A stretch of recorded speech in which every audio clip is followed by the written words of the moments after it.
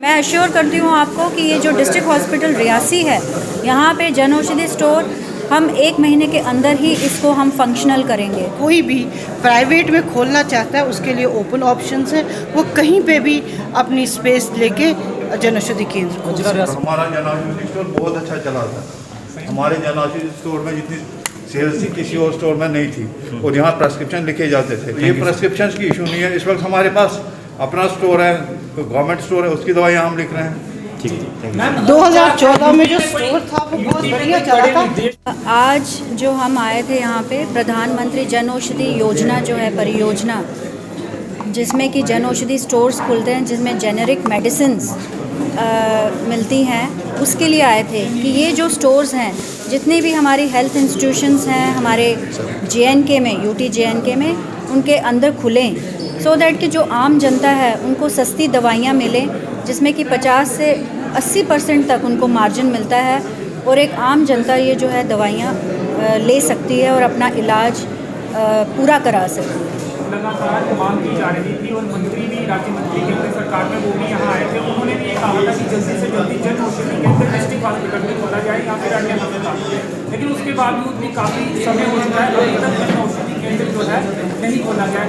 कमी कहाँ पे रह रही है? आप नोडल ऑफिसर भी हैं जन जागृति अभियान के इस परियोजना के, तो कहाँ पे कमी रह गई और जनता को जो फ़ायदा काफ़ी समय पहले मिलना चाहिए था वो अभी तक नहीं मिल रहा? देखिए, ये जो हमने ये स्कीम स्टार्ट कराई कि विद इन हेल्थ इंस्टीट्यूशन जो खोलने की, वो 2019 अप्रैल में हमने गाइडलाइंस इशू की थी। उस गाइडलाइंस में जो हमने क्वालिफ़िकेशन रखी थी फार्मासिस्ट की या फिर और भी गाइडलाइंस थी, वो हम पूरी नहीं कर पाए। तो अब हमने गाइडलाइंस चेंज की है, गवर्नमेंट ने गाइडलाइंस चेंज की है। उसके अकॉर्डिंगली हमें लगता है कि अब ये जो जन औषधि स्टोर जो खुलने हैं उसमें कोई प्रॉब्लम नहीं होना चाहिए। और मैं अश्योर करती हूँ आपको कि ये जो डिस्ट्रिक्ट हॉस्पिटल रियासी है, यहाँ पे जन औषधि स्टोर हम 1 महीने के अंदर ही इसको हम फंक्शनल करेंगे।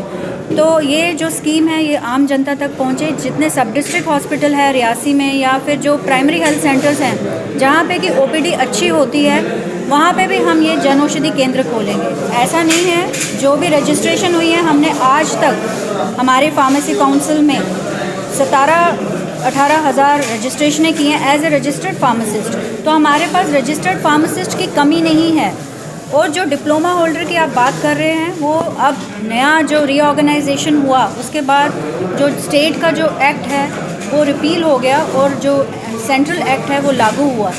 उसमें जो क्वालिफ़िकेशन है वो डिप्लोमा इन फार्मेसी और हायर क्वालिफ़िकेशन है। जिन मेडिकल असिस्टेंट ने 2019 के पहले हमसे रजिस्ट्रेशन ली है वो इस केंद्र को खोलने के लिए एलिजिबल हैं, पर उनके पास रजिस्ट्रेशन होनी चाहिए as a pharmacist. District hospital की बात करें तो यहाँ पर पहले से जन औषधि केंद्र खुला हुआ था, लेकिन उसे बंद किया गया था। कुछ इश्यूज आए थे, उन इश्यूज को सॉर्ट आउट उसमें यही इशू आया था कि रजिस्टर्ड फार्मासिस्ट है वो छोड़ के चला गया, बट हमने अब इतना उसको ईजी कर दिया है कि कोई भी रजिस्टर्ड फार्मासिस्ट हो JNK फार्मेसी काउंसिल से, जिसकी क्वालिफ़िकेशन अगर मेडिकल असिस्टेंट भी हो या फिर वो एक्सपीरियंस बेसिस पे हो, एज बार भी था एक इसमें, वो भी हमने ख़त्म कर दिया। इवन जो मैं कहूँगी कि जो रिटायर्ड फार्मासिस्ट हैं वो भी अप्लाई कर सकते हैं जन औषधि स्टोर के लिए। इसलिए हमने इसको इतना फुल प्रूफ कर दिया है और इतना इजी कर दिया कि मुझे नहीं लगता कि अब मेडिकल सुपरिटेंडेंट साहब को कोई डिफ़िकल्टी होगी किसी को ये एम्प्लॉय करने के लिए रजिस्टर्ड फार्मासिस्ट। स्वास्थ्य विभाग के अधिकारियों द्वारा ये कहा जा रहा था कि लोग इंटरेस्टेड नहीं है या फार्मासिस्ट इंटरेस्टेड नहीं है, तो क्या लगता है कि मार्जिन कम है, कमीशन कम है, क्या इसलिए इंटरेस्टेड नहीं है या फिर इसमें हमने मार्जिन भी अब पूरा हमने फार्मासिस्ट को देना हमने डिसाइड किया है कि उसका भी इंटरेस्ट बना रहे स्टोर को रन करने के लिए। अगर उसको 20% का मार्जिन मिल जाता है अपने टोटल जो वो मेडिसिन सेल करेगा, तो वो क्यों छोड़ेगा ये स्टोर? और वो भी हॉस्पिटल प्रीमाइसेस के अंदर जब खुलेगा तो उसका अच्छा चलेगा, काम भी अच्छा चलेगा और आम जनता तक ये मैसेज भी पहुंचेगा कि आप दवाइयाँ यहाँ से नहीं, वो नहीं हो सकता है। क्योंकि अगर किसी ने अगर जन औषधि स्टोर खोलना है तो वो एक प्रधानमंत्री की योजना है कि उसको पूरा जेनेरिक स्टोर ही खोलना है, वहाँ पे ब्रांडेड ड्रग्स नहीं अवेलेबल होंगे। देखिए, प्रिस्क्रिप्शन ऑडिट का है इसमें, तो पहले वे बैक मुझे लगता है 2008 या 12 में एक ड्रग पॉलिसी बनी थी जिसमें कि प्रिस्क्रिप्शन जो है जेनेरिक फॉर्म में ही प्रिस्क्राइब करना है। तो ये तो अब मैं रिक्वेस्ट करूँगी मेडिकल सुपरिटेंडेंट साहब से और CMO साहब से कि ये जो भी है ये इंश्योर करें कि जो भी प्रिस्क्रिप्शन जो जनरेट होती है किसी भी डॉक्टर से वो जेनेरिक फॉर्म में ही हो। मैम एक सवाल मैम, जो 2000 जी जी 2014 में हमारे यहाँ शुरू हुआ था जन औषधि स्टोर, और हमारा जन औषधि स्टोर बहुत अच्छा चला था। हमारे जन औषधि स्टोर में जितनी सेल्स थी किसी और स्टोर में नहीं थी, और यहाँ प्रेस्क्रिप्शन लिखे जाते थे। इस वक्त ये प्रॉब्लम नहीं है, जन औषधि स्टोर नहीं चल रहा है, प्रेस्क्रिप्शन है वो स्टार्ट नहीं हो रहा है। एक बार स्टार्ट हो जाए स्टोर तो वो राइट जैसे 2014 में हमने किया। तो ये प्रेस्क्रिप्शन की इशू नहीं है। इस वक्त हमारे पास अपना स्टोर है, गवर्नमेंट स्टोर है, उसकी दवाइयाँ हम लिख रहे हैं।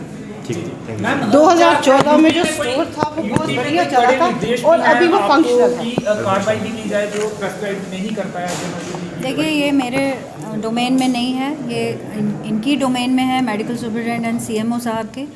इन्होंने ही इंश्योर करना है कि जो मेडिसिन्स हैं वो जेनेरिक फॉर्म में लिखी जाए। मैम एक सवाल आपने जो कहा है, जो सभी डॉक्टर्स को भी अपील किया है, तो मॉरली ही आप ये चीज़ कह रहे हैं? ये तो मॉरल ही है, मॉरल भी है, और इनकी ड्यूटी भी बनती है कि जो पेशेंट जो है, गरीब पेशेंट आता है, उसको जो दवाई पूरी मिलनी चाहिए। हमारा मेन मकसद होना चाहिए कि आम जनता तक दवाई पहुंचे और वो पूरा अपना जितना भी उसका जो ट्रीटमेंट है वो पूरा करे। नहीं, वो नहीं अप्लाई कर सकते क्योंकि उनका अभी प्रोसेस चल रहा है सेंटर में। जब वो प्रोसेस ख़त्म हो जाएगा, मिनिस्ट्री में चल रहा है, मिनिस्ट्री ऑफ हेल्थ में, तो अगर उनको वहाँ से मिल जाएगी परमिशन तो हम उनको भी अलाउ करेंगे। जेनेरिक दवाइयों को लेकर एक चीज़ ये भी कही जाती है कि इतना असर नहीं करती, तो इसमें क्या सच्चाई है? देखिए अभी मैंने आपको ये इतनी स्लाइड्स बताई, ये सारी जेनेरिक मेडिसिन्स की थी कि अगर उसकी स्टॉकिंग के लिए एक इतना स्ट्रिंजेंट मैकेनिज्म है, और ये सारी जो दवाइयाँ ये WHO GMP प्लांट्स में बनती हैं, और जितने भी आप मैन्युफैक्चरिंग हाउसेस देख रहे हो इंडिया में, आधा तो वो एक्सपोर्ट करते हैं, कितनी कंट्रीज़ में एक्सपोर्ट करते हैं। अगर वो हमारी दवाइयाँ खा सकते हैं बाहर की कंट्रीज़, तो यहाँ की आम जनता को भी ये शक नहीं होना चाहिए कि ये दवाइयाँ जो हैं इनकी जो है क्वालिटी कहीं पे भी कॉम्प्रोमाइज़ नहीं। हम दूर दराज के एरिया तक भी जाएंगे। ये इनकी CMO साहब का है कि ये कहाँ पे सोचेंगे कि ये प्रोजेक्ट जो है बहुत अच्छा चलेगा।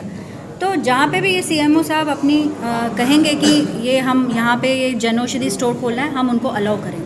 मेंशन टू गवर्नमेंट हॉस्पिटल्स, अगर कोई भी प्राइवेट में खोलना चाहता है उसके लिए ओपन ऑप्शंस है।